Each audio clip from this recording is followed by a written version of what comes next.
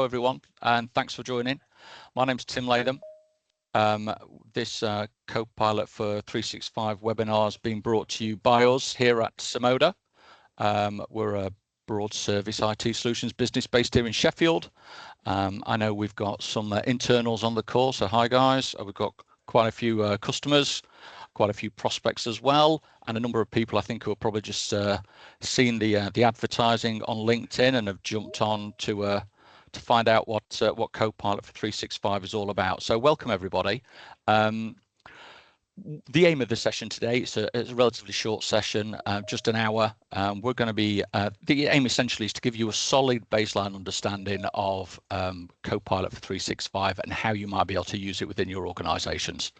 We're probably assuming a minimal level of awareness about Copilot for 365 and its origins in ChatGPT, and it's from OpenAI and Microsoft's involvement in it. We're sort of accelerating through that brief history and really deep diving into how Microsoft have implemented it into the 365 suite of tools, and try and show you just how useful it can be for you as an organization.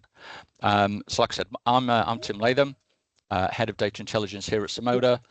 It's my job to try and help our customers and prospects and any organization really. Sorry guys, can you all just make sure you're on mute? I'm getting a little bit of feedback there, if that's okay. Oh, sorry, and just to let you know that the session is being recorded, and that we will be making the slides available at the end of the session. So yeah, my role here at Simoda is to help organizations go through what we call our data intelligence or data value journey. That's sort of the basics of database management, optimization, migration type stuff, through maybe a BI and analytics phase, pulling the data in from various line of business systems or across your business into a sort of a single pane of glass where you can use that data to make better, faster decisions. And then, and that's where this session is particularly relevant, out into sort of an intelligent automation stage, where we look at perhaps integrating different systems, helping data move more smoothly across your business, helping your organization perhaps automate some decision making using tools like RPA within the from within the Microsoft platform, a solution called Power Automate, Power Apps. We've also got a range of sort of pointed bespoke AI solutions that we make available to clients as well. But like I said, this session about 365 Copilot is a really interesting development in that intelligent automation area that we look after. And it really is about how an organization, without any data scientists, without any data engineers, without spending a fortune, can start to use emerging AI technologies in the business applications that most of us use every day. Joining me on this, so one of several people who potentially know a little bit more about Copilot than me is our partner at Ingram's. He's our partner development manager, Marky. Ingram's are our Microsoft partner, and I'm going to be handing over to Mike for the majority of the talk. If you want to flip to the next one, Mike. So yeah, what we're going to be covering today is, like I said, we'll be skipping over that sort of that early history of ChatGPT's evolution, and we're going to be covering its incorporation into the 365 productivity suite. We're going to be looking at how AI can be used and how useful it is for businesses to address the challenges that they're facing in the modern era, and specifically looking at the different applications within the 365 suite, Excel, PowerPoint, etc., and how the Copilot adds richness and functionality to each of those tools. And then we're also going to be looking at it, interestingly and importantly, from a different angle, and that's sort of from a user story kind of perspective. Someone works in marketing, how can they use it? Someone works in HR, how might they be able to use it? And I think it's good to look at it from both perspectives. We'll also be explaining how Simoda as an organization can help support you through this journey, from initial awareness and understanding right through potentially aligning your business to be more effective in its adoption of Copilot in terms of finding use cases, maybe a pilot program, and then beyond that, how you can make sure that hopefully you can use Copilot and cascade it across your organization, and even then beyond that, how that introduction to using artificial intelligence might stimulate and help you find opportunities to use other artificial intelligence solutions further down the line. So I think that's all the setup that we needed. Oh, we'll have a Q&A as well at the end. Hopefully we'll have 10 or 15 minutes for Q&A. I know we've already had a few questions dropped in already in advance. If you do have any questions, please feel free to drop them into the chat. My colleague Kate, who again, thanks Kate for helping set this up and creating the interest. Kate's going to be keeping an eye on the chat. And we'll pick up any questions we've got in there as well, hopefully at the end. So yeah, over to you, Mike. I hope I did you a decent introduction. If you want to add anything, chuck it in now. Thank you very much, Tim, and thank you everyone for joining us here today on the session. So firstly, I'd like to point us all to the Microsoft Modern Work Trend Index. Now, this is a report that Microsoft publish quarterly, and you can access it via the link here that you see on screen, aka.ms/WTI.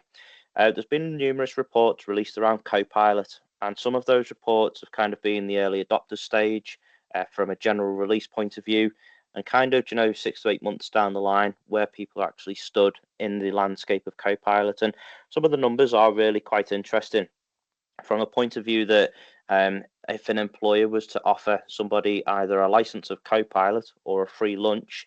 Now, for myself, I usually never turn down free food. However, in this case, a lot of people have actually said they'd prefer Copilot. I think the numbers around 80% of users would prefer the Copilot license.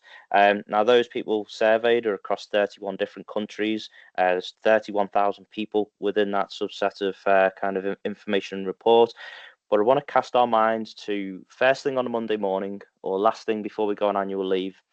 We've usually opened up our computers, we've signed into our devices, and we're going through our kind of preparation of the day, checking Outlook for our emails, going through Teams to see what messages have come through for the day or over the weekend, or even kind of what meetings we have to prepare for. Now, if you've got several meetings which are back to back, in some cases they might run over a little bit by a couple of minutes, and following that meeting, you've still got meeting actions to go and perform. There might be outcomes or preparation for the next meeting. You've got there's a different kind of scenarios that put you in that place, but we've not really got the time to do some of these bits of information. Now, this is referred to as a term of digital debt, and 64% of people surveyed are actually saying they're struggling to find the time to get that work done day to day. A lot of us are searching for information throughout the day, and that number equates to 62% roughly. And leaders within organizations are saying the lack of innovation or breakthrough ideas is a concern. Now, those that are using Copilot are saying that it's making them more productive. The quality of work is actually being improved. And I reference probably GitHub Copilot in that instance, which is all around coding and developing. Those that were needing to write code had actually said initially that the code being outputted was 80% better than what was being generated in the first place.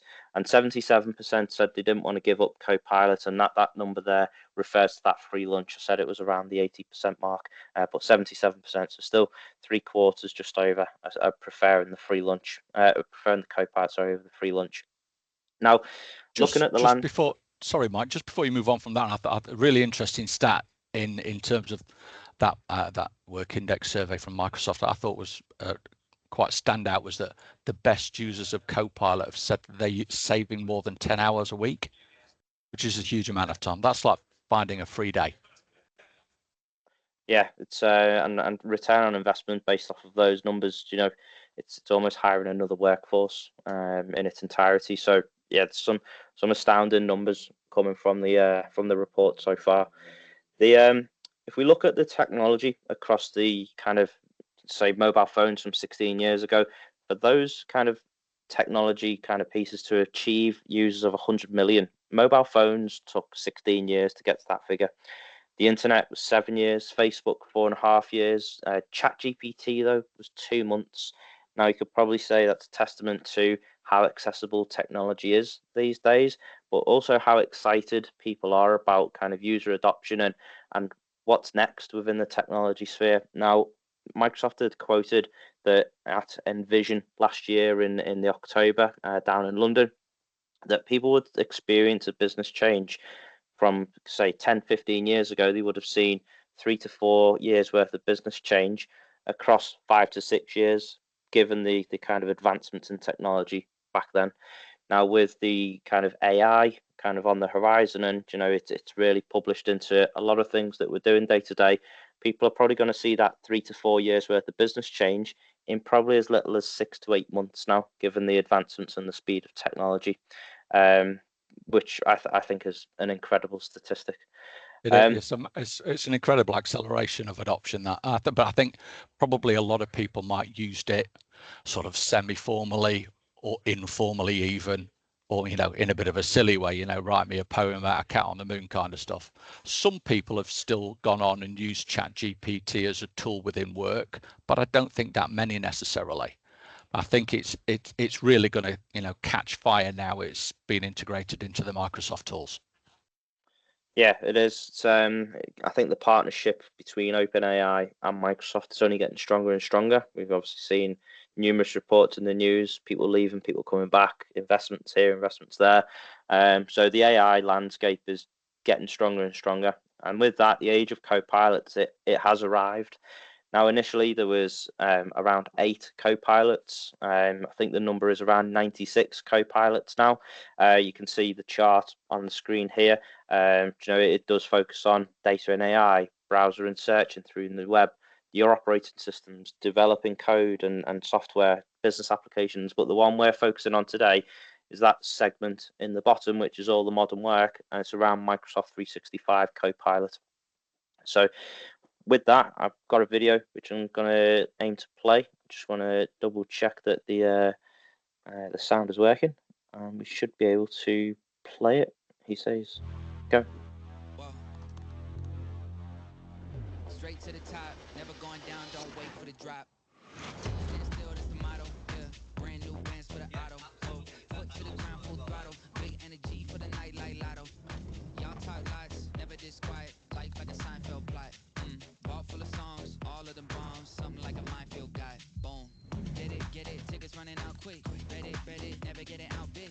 Said it, never had to shout it. They said I couldn't ever do it, okay, how's this? Fit a week worth of work in a minute. Machine well oiled, you know how I stay efficient. To-do list written, I do this different. Hold up, wait a minute, I ain't finished. Look, flows the same now. Paved the way to snakes and fakes and chased out. Back to back to back, I changed the pace now. Had to stack the cash until the bank's out.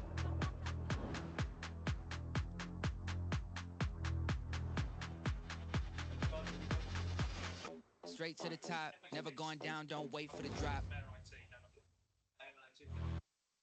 Now, Copilot with Microsoft 365, we're going to interact with this within something called a natural language. And that natural language is just as you or I would have a conversation day to day. And it's being trained upon something called a large language model. And that's where all of your pre-trained data sets are currently sat.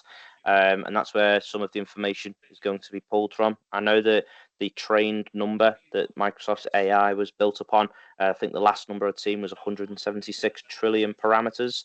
It is also based upon the Microsoft Graph, so your data. So think of that as kind of a big IT spider web, if you like, with all of your different connecting points, your apps, your SharePoint, your emails, your Teams, your Word, any data that you have within an organization sits within the Microsoft Graph. Now, the interesting thing around the Graph and Microsoft's approach, think of that IT spider web, if you like, with 20-foot walls around it. Your data is not being used outside of that Microsoft Graph to train anything within the AI model. So your data remains as your data.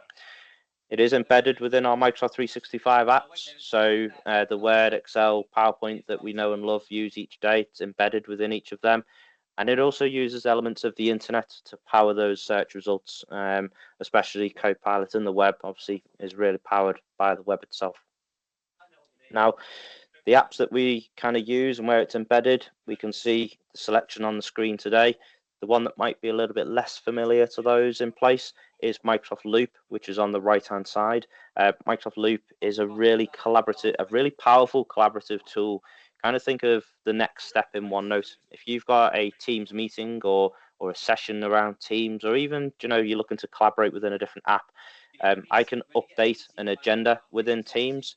And then from there, I don't need to resend an agenda because the meeting invite is live updated, or external participants can also attribute to that agenda and share documentation things as well. It's very, very powerful, and it's only getting better over time. Now, there's three kind of pillars around Copilot for Microsoft 365. The first one being a security foundation, then your AI at work and a culture shift. And of course, the first one we're looking to focus on today is security foundation. So with that in mind, Microsoft have a comprehensive approach built around their enterprise grade security, the compliance metrics, the privacy for your data, and also a set of 6 responsible AI principles. Some of those principles you could look at as reliability and safety. So in a farming industry, for example, if say some machinery is built upon an AI route for harvesting a field or bottling some say apple cider, for example, if suddenly that tractor that's harvesting in the field suddenly veers off its AI route, it's no longer reliable or safe, could cause damage or harm to property or living beings. Within, say, the bottling, for example, if it's overfilling, underfilling, it's no longer reliable and safe. There's also one called transparency, for example. If you're in a legal sector and Copilot has made a decision, you're probably needing to wonder how it's made that decision. So Copilot's actually going to show you and be transparent in how it's come to a final decision itself. Now, Microsoft itself, with their kind of data approach and compliance controls, they're going to inherit your current data permissions and access controls, and any permissions and security you've already got set within your tenant itself. It's going to respect that. So if you think of a bloodhound dog, sniffer dog that's going through your house, you've all of your doors are open. If you had no current controls on your tenant, then that dog is available to go everywhere, and it might bring up some information within your house that you might not necessarily want it to bring back to you. However, if you've closed a few doors and you've put a few access permissions within certain restrictions in place, then the dog isn't available to go and find that information, just exactly the same as Copilot is not available to find that information. So it's going to respect going into an IT landscape, I don't need all access to HR documents, so I don't have access to them, but I do require access to some of the policy information to make sure that I'm staying within the employee work handbook, for example. So I still get some access within there. It's going to respect the current permissions you've got in place.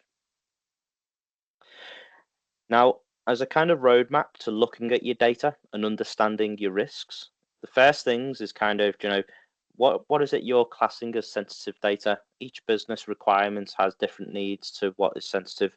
Now, in terms of that sensitive data, where is it living? Is it on a third-party source? Is it within your Microsoft 365 tenant? Is it on-premise, for example? Who's got access to it? Is there sharing to external resources? Is it all internal? Is there an oversharing play within that, and how is it used? So how is your data being managed, and then what are those risks? So if someone wants to see that data that doesn't need to see that data, what is the potential harm that could be put in place? Now, if you're thinking of those and you think actually from that, my organizational risk is pretty low based on the data. I've got a good structure. Not many people have access to it, or the right people have got access. You might want to then look and think, I'm going to enable Copilot, and it might be to a set of pilot users to give me some feedback within my organization. If you are running and you consider I might be a medium to high risk, then I'd probably kind of consult with Tim and the team at Samoda to then discuss the things such as data classification. You've defined what is sensitive. Now let's start putting those labels into place as well. Kind of controlling who has access to some of the data, what kind of protections you've got into it. So preventing external leakage or oversharing into other organizations, and the data lifecycle controls. With Copilot, it's going to be referencing everything on the tenant. So if you've got a document which might be 6 years old, and you don't no longer need it because it's 6 years old and no one's accessed it for 4 years, for example, it might be void, but you don't want Copilot bringing it to your front because it's not relevant anymore. From once you've kind of considered all of these points, you can then start to look at elevating the productivity and then really going forward with Copilot. You got anything to add on this one, Tim? No, I think you've covered it effectively there, Mike. It is important to understand a Copilot, like you said, adopts the policies, controls, and access that are already in place at the moment. So it's not making anything worse or more risky, other than potentially making obscure data that someone could find at the moment and misuse easier to find. Yeah. But the user controls are an important aspect as well. Again, as you've said, Mike, it's not going to, as you say, if you've got things locked down even to a reasonable state, someone can't use Copilot to access HR files that they don't have access to. Anything you ask of Copilot in any of the applications will only surface information that you have access to. Yeah, and that's the important thing to think. Everyone, kind of when Copilot came around and when it first was in it, well, still probably say it's in its infancy because it's less than a year old still. But people are thinking it's going to pull absolutely everything, and people are going to start to see everyone's data, which isn't the case. Now, to give a nod to the security and compliance controls that some of you may see within some of your licensing that you already have, we have two of the small medium business products on here: Business Standard, and if you added a Copilot, and Business Premium, and if you added a Copilot. With Business Standard, there are some free controls that you would get, and with them being free, they're of course basic. So the free version of multi-factor authentication, which is literally just a passcode kind of thing, or you might have basic auditing within the SharePoint controls. Now with Business Premium, you've got the elements to pop conditional access into there. So based upon, say, I've logged in from home today, if suddenly there was another log on from, say, Germany that was 10 minutes after I've initially logged on, it might prompt me for a passcode or verify my identity. With Business Premium as well, we've just mentioned about sensitivity labels and data leakage. You can apply those sensitivity labels, so the public, confidential, highly confidential. You can create your own if needed, but you can also put data loss prevention in place, so to restrict the oversharing and kind of access controls. Say if you were to share a document outside of the organization or even internally as well, to stop it from going outside.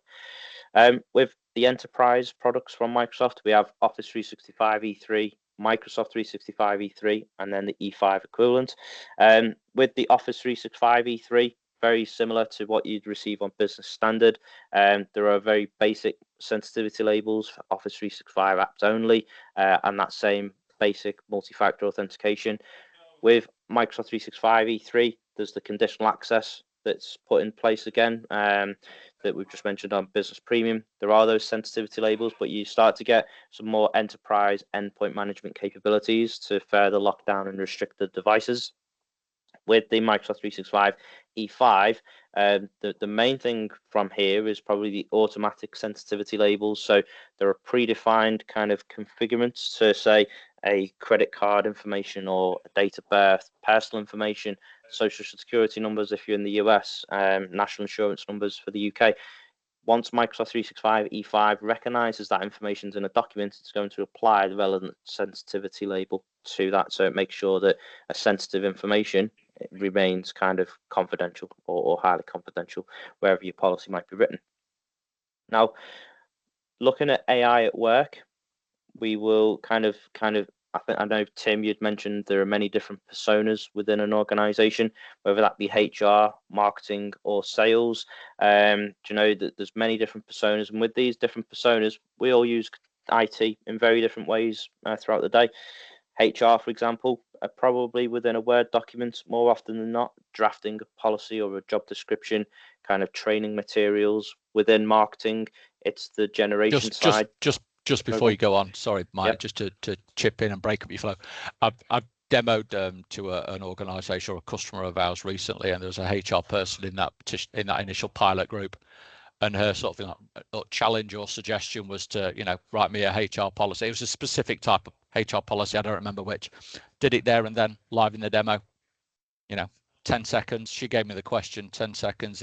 it found and wrote for the business sort of a template policy, which obviously she can then, remember it's Copilot, not autopilot. It's not necessarily going to be perfect straight out of the box, the response, but that gave her a great starting point to then go away and modify that and finesse it for exactly that organization's needs. She was like, wow, that's saving me so much time. Yeah, it is that wow factor, because time is money these days, and the more time we can spend or save, sorry, the more time we've got to focus on the important things that matter. So within a marketing aspect, it's very generative. There's a lot of ideas, trends, first drafts for projects, marketing campaigns. So and then within sales, it's that kind of data analysis, sales conversations, analyzing, summaries of emails, getting mainly your data that's coming out. Everything has a data point that's there. But Now, I if we think look, also in that sales environment, anyone that's having regular account management meetings or with customers or whatever, the automation of the transcription into useful minutes and even specific action points for people, that's really powerful for that kind of sales-based role as well. and then off the back of function, there is impact by workflow. So as Tim's just mentioned, if you've been in a meeting, sometimes there is that summary that from your meeting notes that you've taken. Copilot can actually summarize that meeting and next steps for you. From data analysis, there is that kind of key insights that you can instantly uncover. The content creation, sometimes you might be looking at a first draft of or a blank page to create that first draft within PowerPoint, Word, so it can help create that first draft to give you kind of a major jump start. And the email processing, if it takes us back to that kind of, just before you go on annual leave or the first thing on a Monday morning, you might be added into an email. It's already 10 replies deep. I can then summarize that email because I might not have the time there and then to go through and read every single reply, whereas Copilot can summarize that long email thread for me. Now, there's two kind of things around Copilot for Microsoft 365 it mainly looks at, and that's the supercharging of your productivity and amplifying your creativity. So the supercharging of the productivity is, again, focusing on what matters most, lightening that load within Outlook, kind of clearing your inbox in minutes, what's hot today in the inbox. Are there any kind of meetings I need to prepare for based on emails that I've seen within Outlook? Staying caught up within Teams, and again, helping you to focus on the job that matters. Now, there's two videos that we've got, one around Outlook and one around Teams meetings. So I'm just going to play these for you now. Copilot in Outlook can help you prioritize your time and stay on top of meetings. Here you've been invited to a meeting that conflicts with a meeting you're planning to attend. Clearly, you can only attend one. From the meeting invite, you can choose to RSVP with follow. Switching over to your calendar, you can see that you're now following the. Once the meeting starts on Teams, the organizer will receive a notification to record the meeting because someone is following it. Now, after the meeting is done and the recording is ready, Copilot will notify you that the meeting recap is ready for you to review. You can then ask Copilot some questions about the meeting, like, summarize this meeting, or are there any action items for me? That way you can stay on top of things as if you were present during the meeting. And then if we move into Teams meetings. Imagine you have an appointment that conflicts with your weekly business review. What if you could do both? With Copilot, you can opt to follow a meeting. After the meeting ends, Copilot will summarize what you missed. You'll get a notification in Teams when the recap is ready. This recap will highlight content that was shared, summarize notes, and any action items for you or others whose names were mentioned. You see that one of your customers was discussed, and you want to learn more. You can ask Copilot clarifying questions, and it provides a detailed response. It can tell you why a certain decision was made, and gives you helpful context. You can even ask Copilot what other solutions were considered, and it provides citations from the transcript so you can see where Copilot drew these conclusions. It's a huge time saver. So that was pretty cool. But the real magic of Copilot happens during a live meeting. Let's say you're in a meeting with your team. You can ask Copilot to summarize the meeting so far. You can see how it summarizes who said what points were made, and it's really capturing the spirit of the discussion. And as the meeting progresses, you can check in on where people stand. You can even ask Copilot what questions are unresolved. It's just amazing to see this happen in real time during a meeting. So looking at that intelligent recap, that's kind of the output of a Teams meeting. Usually you might have pen and paper. It's built within OneNote, and you've taken your notes from that meeting, and you're then having to kind of redo that work to generate the meeting follow-up to take into Outlook. Or it might be kind of going back to what, as in this case, Mona said, or Babak. Now, from an intelligent recap, we can see who's contributed what within a meeting. It can also break it into topics, and then it splits it out into chapters as well. So in the case of a 1 hour, 48-minute meeting, you don't any longer have to rewatch it all. You can kind of go to the bits that matter most. Now, if I'd also mentioned, for example, Tim within the meeting, it will mention Tim. So Tim can then click within the meeting notes, and it will take him exactly to where his name was mentioned within that meeting, which is pretty cool. You can also see the content which was being shared, but then the automatically generated meeting notes, and if there's any follow-up tasks to be kind of created or sent forwards. Now, for myself, to perform a meeting recap or follow-up, I've got better things to kind of, or more important things to be doing in the day. This kind of really takes that workload off me, and kind of delivers it for myself. If you were to bring in Copilot, you can ask it on that intelligent recap for kind of any key insights, what it thought of the meeting, any unanswered questions, for example. There's a lot of different things that you can use within it, but it doesn't just stop with the Teams meeting. The intelligent recap can also move into a meeting room with something called intelligent speakers as well. So if you've got up to 10 of you for the moment around a table, and you're using Copilot, it can also understand who said what within that meeting, and bring it forwards again to give you something of a similar view.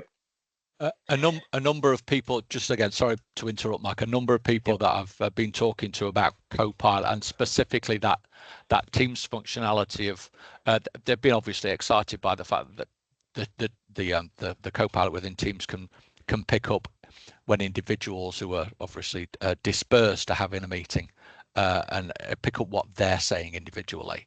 But I think it's news to me, so I've learned something today, which is great.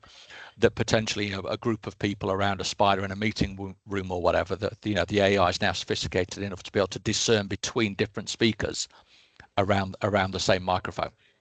Yeah, there is a little bit of setup to it to make it work. You also need Microsoft Teams certified devices, so not just a generic microphone, but one that Teams has approved. And upon entering that meeting, you and I, and I'll use Kate as the other example shown here today, we would speak into the microphone and give, there's a preset introduction, so Teams can understand who's then saying what within the meeting, instead of user, unknown user, unknown user. So it's very, very clever. Now moving from and only going to get cleverer. It's scary in one way how clever it's becoming. But if we move into the creativity and amplifying that creativity, it is being more creative within Word or PowerPoint, rewriting drafts, summarizing content, creating images and kind of that custom draft, if you like. Within Excel, it's those data visuals, which Excel's a bit of a funny one because it's still in public preview, excuse me. I know that it's due for release in September. It has already been pushed back twice, I think it is. But they're kind of stuck with the date of September at the moment. If you were to look at the Microsoft 365 roadmap, it's visible on there as September, which at that point, the formulas element within Python is available to be used and create your formulas, because I'm not a power user of Excel. I'll openly admit that to anybody. So if something can help me with formulas, I'm absolutely, I'm all ears. But what we're going to do... It is already able to construct basic Excel formulas using natural language, but the next step you're talking about, Mike, is being able to develop Python code as well. Yeah, it is. Which, yeah, again, I'm not a power user, so that will, yeah, it will really, really help. But to kind of bring these to life, we're going to kind of open up and bring a couple of demonstrations to yourselves. So I have an environment within here, and within this, it's I've got some Excel, Word, and PowerPoint. I'll start with PowerPoint, and within this, Copilot for yourself, even on your desktop, because this is within the web, is going to be up in the top right-hand corner on your ribbon, unless you've obviously moved it around. But for me, it's up in the top right-hand corner. There's a couple of pre-made prompts that can kind of get you started. Now, the cool thing I like about Copilot is you can create a presentation from a file. So it's kind of a pre-made prompt. You'll notice that to reference something, it's a / instead of an at, because an at would be a mention. But I can then ask it to create a presentation from a file which I've selected here, which is Thunderbolt specifications. That's then going to work on the response for me. It's currently combing through those specifications within that document itself, which is pulling from Word. It's trying to find the file that's sat within the SharePoint library, and it's drafting that presentation. It's now giving me an outline for the presentation, which is will hopefully then build out my agenda, and from there it will then generate my slides, and then I should start to see them build out on the left hand side and in front of me as well. When it wants to, when it gets past that last 7%. Here we go. It's adding its speaker notes as well. So that's one thing kind of within a presentation. You know, you might have your presentation, but you've only built out the slides. You've then got to go back through it and think about what it is that you're actually going to speak about. But with this, we can see on here, it's building out its relevant speaker notes. And we've already got a 14-page presentation built out to give us kind of a great starting point, if you like, for a presentation. Now, within Word, I've got an example of a CV that's being built out. We can see on here that I've kind of got the profile paragraph which has been selected. I can either pick Copilot from the left here, or I can still go up to the very top and pick on it as well. But for this one, I will go from the paragraph itself, and I'm going to ask it to write. I'll write a prompt. So can I rewrite this paragraph to sound more professional, please? And I'll click generate. That's then going to look at the paragraph and the information I've selected. It's currently working on it, and it'll then show me a draft of what, yeah, so there we go. How it's rewritten this current paragraph to sound more professional. I can then go in and further edit my prompt, which you'll see it says here 1 of 1. It then gives me options 1 of 2, so I can go backwards and forwards to then decide on which of the prompts it is that I would actually like. So it's pretty cool. Now within Excel, I've got a currently formatted Excel sheet, and with Excel being in preview still, I have already asked it to show me a prompt itself and some information. But just before you jump into that, Mike, yeah, I know you've taken a first step here, but I think it's probably a step that's worth mentioning. If this data, Copilot in Excel can only work with a proper table as it's set up there. But if you do have a data sheet that isn't set up as a table, the first thing Copilot will do is say, I need it to be set up. There we go. I need it to be set up as a table. Do you want me to do that for you? And then bang, it does it. Yeah. So it's the way in which you do that, you've got styles, format as table, and then you can select your relevant format if you'd like from over here. If you're in the desktop application and you click any cell, you can also hit Control and T, and then that will select your relevant data source. You can change it if needed, but it'll give its best guess as to where your data sits, and then it'll bring the same result. But from here, I asked it to show me some data insights just before. It's given me kind of the RRP by product category, which I can add that into a new sheet if I wanted. But I can then also kind of, I can ask it to see another insight, which that was actually really, really quick. And then it'll give me a minimum rider height just as another insight. I can add all of those insights into a grid if wanted to, but equally I can speak to Excel. And it's added it. added all insights from table 4 into a new sheet. So it would be in along the bottom. So yeah, a couple of demonstrations just around the products themselves. I can't go too much into it in the essence of time today. However, if you would like to dive a little bit deeper and see a little bit more around what Copilot can offer, definitely reach out to the team in Samoda. Now, Tim, can you let me know if that's reshared back to the webinar screen?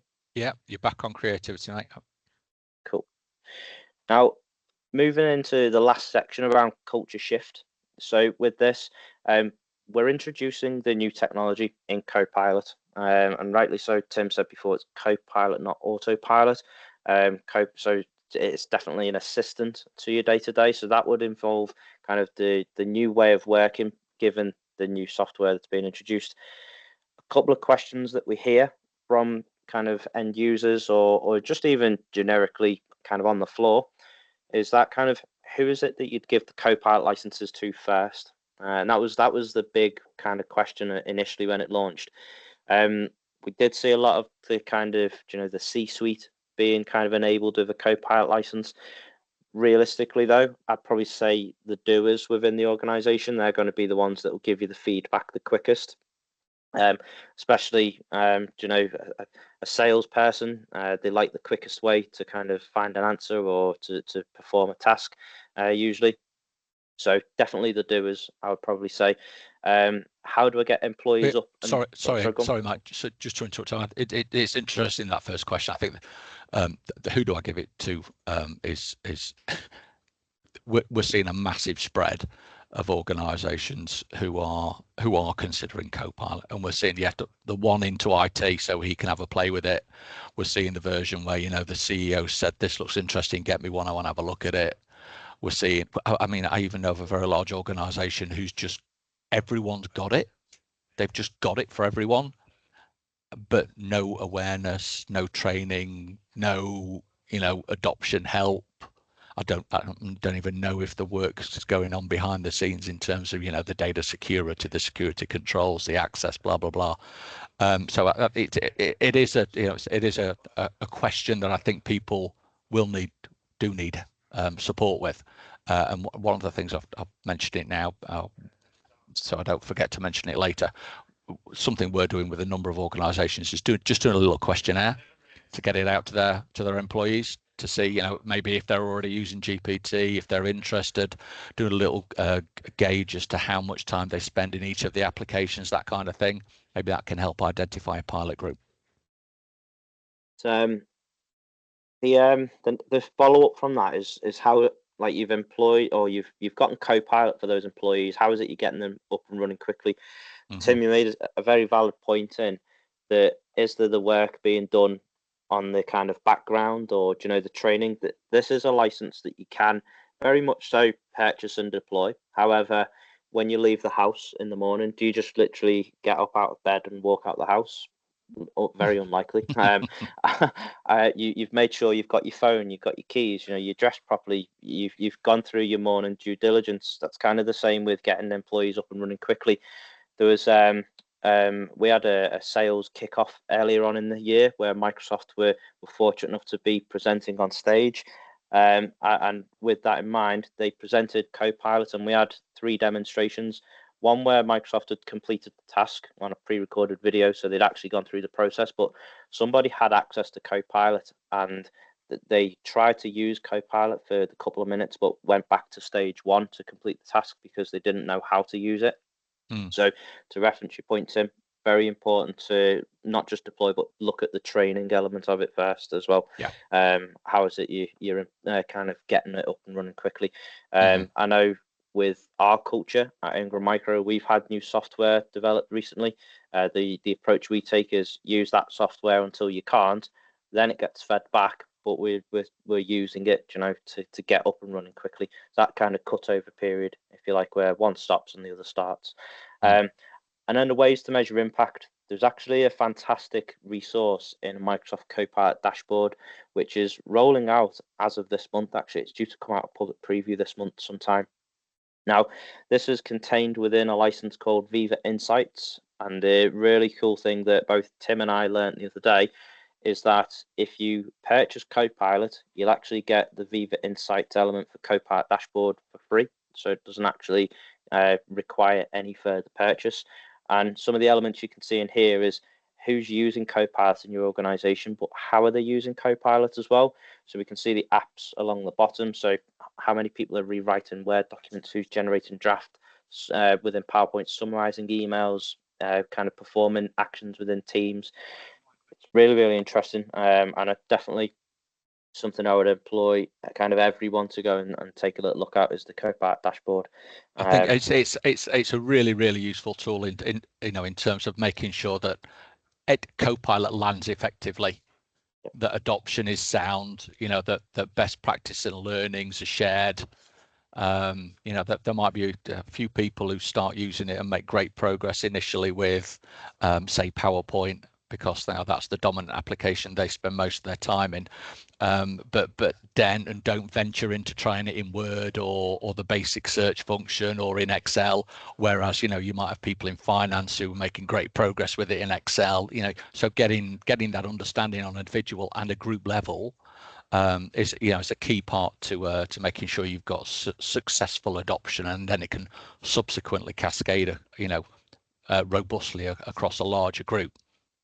Yeah, no, it is. It's and that's kind of how a regular pilot would probably go as well. So the product itself isn't any different in terms of that pilot phase. Now, getting started with kind of Copilots, there is prerequisite licenses, which I know Microsoft have recently announced it's due to be expanded again, but the ones in green, they're the most recent. I would say, however, with some of them, there might be some limited controls in terms of its security, particularly the E1 and the Business Basic, where there is kind of none, if you like, apart from the very free basic auditing that we mentioned earlier on. But yeah, the prerequisite licensing. If you've never used AI before, I know Tim, you'd mentioned about ChatGPT, but if you've never used Copilot, it is available within Microsoft Edge, which you could see up in your top right hand corner. You'll see a little Copilot logo if enabled. I think sorry again to interrupt, Mike. Sorry, I think that point's equally, if not more, valid for those people who are using ChatGPT. Because if you're using ChatGPT, it's not a secure way to interface with the large language model. Whereas the free form of Copilot within Bing Chat is a secure way of interfacing with the AI. Yeah, and to give an example to ChatGPT, there was an American company who last year when it came out, obviously everyone was very excited to jump on it first. They asked ChatGPT to analyze the company's sales for the past 6 months, given a half.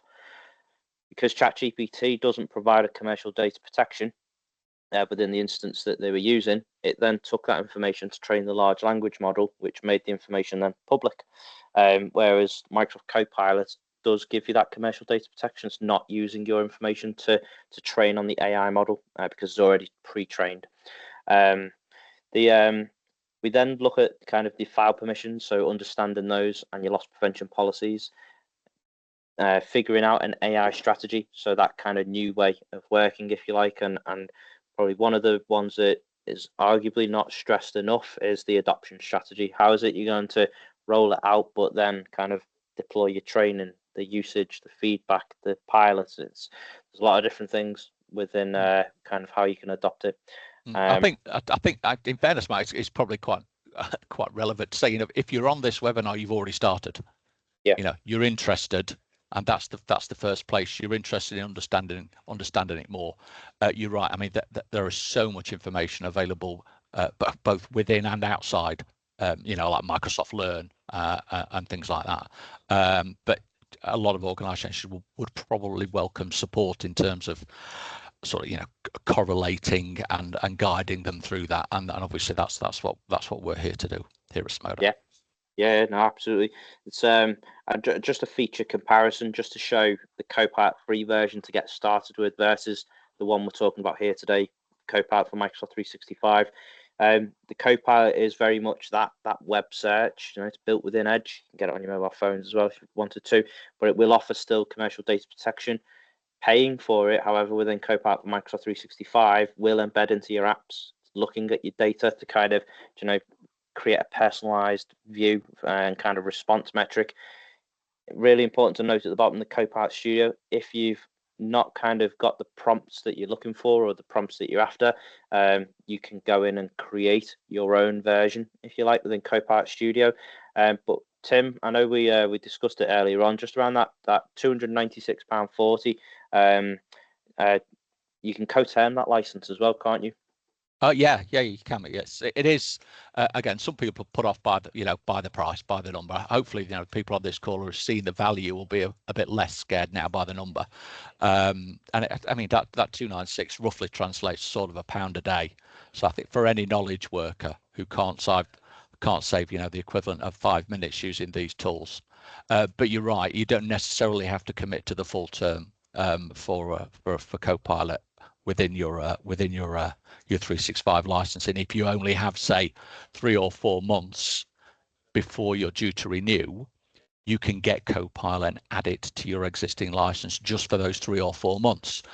So that gives you the opportunity maybe to sort of reduce the risk and the initial cost to give the tool a try.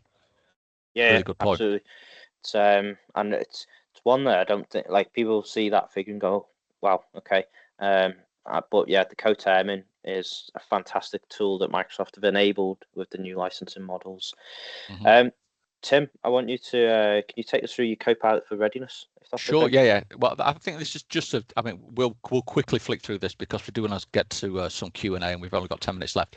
Essentially, this is our sort of process for supporting an organization through a Copilot readiness, alignment, assessment, and adoption journey.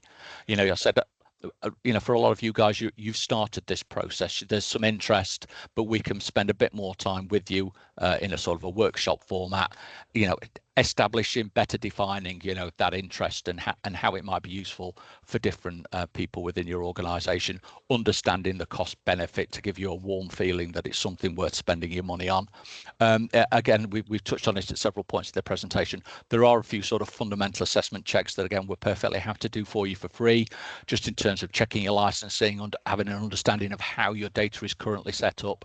If there are any red hot security issues that perhaps do need addressing before you maybe go for a pilot. And then at that point, maybe taking the plunge, getting, however many 4, 6, 8, 10 licenses and running a pilot, and we can help you do that. But then also, if there is potentially opportunity to do more with your data, to tighten up some of the policies and issues that you might have, there might be opportunities to migrate extra data that's not in the existing Microsoft environment in there, so it's accessible to Copilot, could be used more effectively. And then, like we've sort of not just touched on, but try to emphasize, it's not just a software solution; it's a different way of working, and it's important. And we'll be there to help organisations making sure that pilots are assessed effectively, that shared learning and best practice is done and reviewed, and then hopefully, like we said, sort of cascaded across the business as it starts to understand just how useful this kind of tech is. Yeah, it's I think more partners should probably put something like this together. I don't see it often within the channel, so I think a great stepping stone in support from yourselves at Samoda to put this forward. It's fantastic. And with that, Tim, it's on to Q&A. So okay, yeah, brilliant. Well, we'll go to chat if we have time. We'll obviously come back to anyone that's put a question in the chat.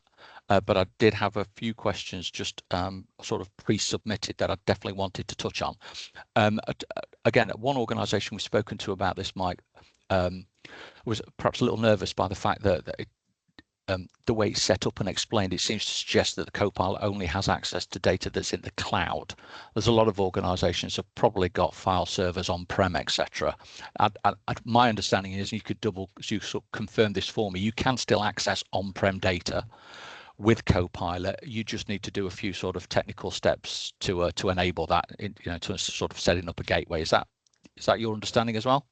Yeah, so for those within a hybrid environment, there are a few connectors just to kind of bridge that gap for Copilot to kind of have eyes on the on-premise resource. But yeah, as you say, the few technical steps, and then you've got access to all your data. Mm-hmm.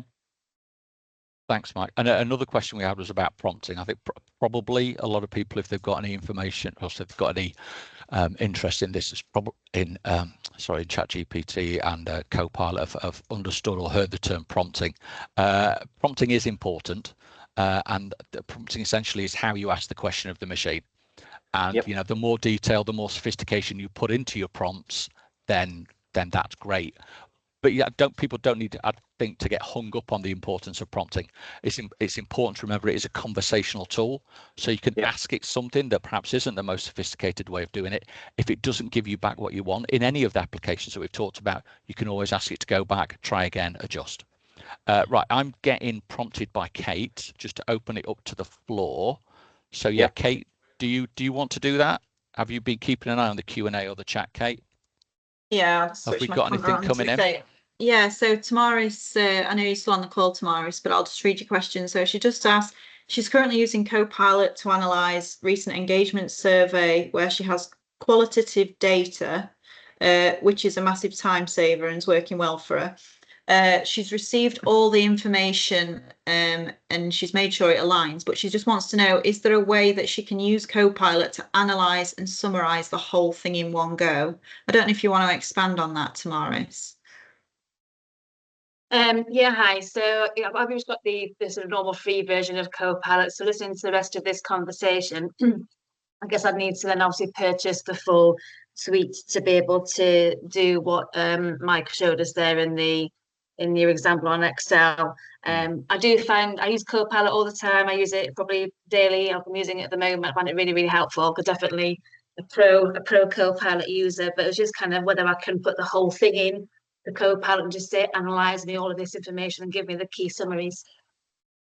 Yeah, so the key thing with the Copilot for the web, although it won't see your data on the Microsoft Graph, it will still work with your Office for web apps to a degree, because it's obviously not seen it before, so it's the first time it would be referencing that information. So like Tim had said, it's a very conversational tool. You might not get there within one prompt. However, to get the best out of it and to probably for what it is that you're looking for, I think the purchase so it can really understand your data and get you to where you need to be, because the Copilot for the web as well, the prompts are the prompts. You can't amend your prompts and you can't deliver the result that you're trying to get through the web. Whereas within the paid for version of Copilot for Microsoft 365, if you're not seeing that result, there is a little bit of prompt engineering, it's called, that can be done in the background, and you can then hopefully spin up your results that way. Okay, thank you. Boris, we'll follow up afterwards with you on that. Okay. Any other questions in there, Kate, that you spotted? Well, Samir's jumped off and he did ask a question whether Copilot was available in New Zealand, but we can take that offline, because if anybody else has got any other questions, I know we're running short on time, but please do just raise your hand or just shout out, and we can get them answered live before we're due to end.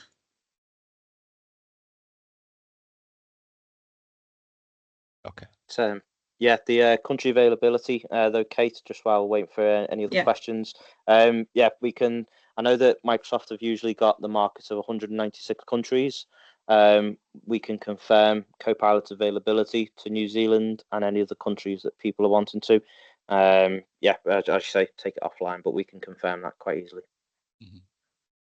Okay. If anyone else has got any questions, obviously we'll be following up with anyone that's put their hand up to attend this, directly, just to see and understand how we might be able to answer any other questions or support them individually. We're more than happy to do that. So I guess just as we're coming towards the top of our session, thank you, Brian. You're welcome. Thanks, Brian. Obviously, I want to say thank you to everyone that's attended. Particular thanks, obviously, to Kate for helping us to rearrange and get some solid attendance.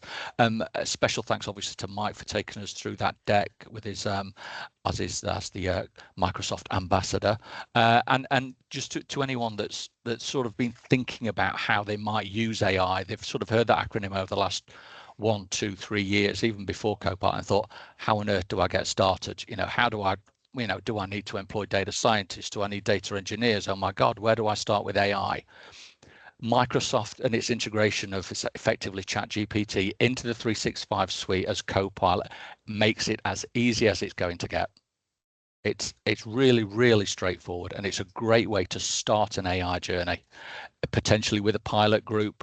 You're not necessarily going to look at, you know, getting it for everyone in the first instance, but it's a great way to start an AI journey, help you understand how machine intelligence can help your people do things more productively, more creatively, and beyond that, potentially how you can, like again, Mike hinted on, you can potentially build bespoke co-pilots within Copilot Studio to do very specific things within your organization.